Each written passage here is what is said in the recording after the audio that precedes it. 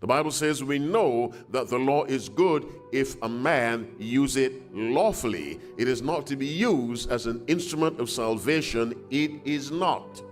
It is a standard of righteousness. It is a standard of life. It is a standard that expresses a sanctified life.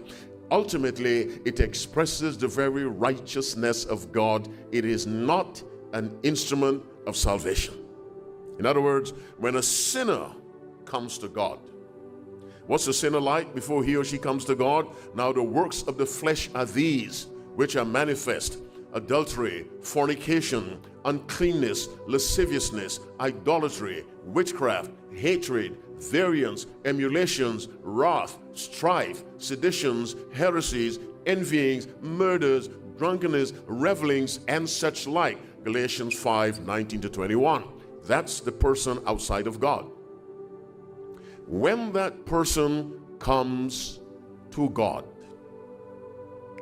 that life is the person's mind, his attitude towards God or her attitude is changed, so that the person now, the life is distinguished by love, joy, peace, long-suffering, gentleness, goodness, faith, meekness, temperance.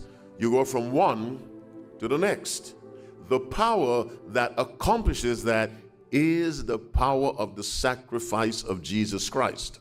When that change is made, then the law becomes the mirror that tells you, yes, you indeed have been changed.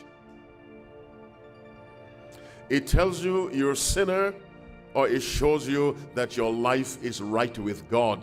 That great standard, but it does not save you. The Jews tried to use the law and the sacrificial system as instrument of salvation, and it got so bad. In Isaiah chapter 1 verse 11, God said, "To what purpose are the multitude of your sacrifices unto me? Why are you bringing all these dead animals?" Because they placed their faith in dead animals, not in the one to whom the animals pointed or symbolize.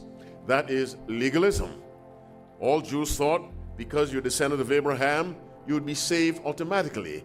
And Paul, God bless him and his work, with tremendous bravery in the book of Romans, Paul makes it clear in Romans chapter 1, all the unbelievers, the Gentiles, are sinners and need Christ.